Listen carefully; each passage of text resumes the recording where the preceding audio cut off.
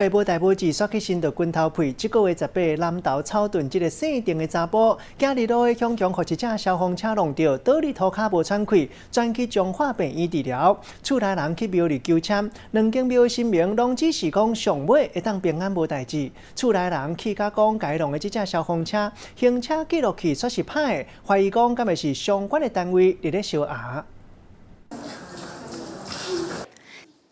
家户北房外口查甫人的妈妈艰苦甲伊入口，伫咧边仔爸爸就算家己嘛足烦恼的，毋过也是甲因某安踏。这个月18号，因囝出门的时阵，互一台驶个真凶的消防车弄到，险啊死去。厝内的人去庙求签，结果抽到上签，妈祖只是讲时间过去，人就会平安。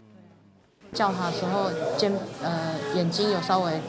有动一下流眼泪。我嫂嫂跟他讲话的时候有流眼泪。一个囡仔话跳跳，囡仔你出去买啊，佫甲人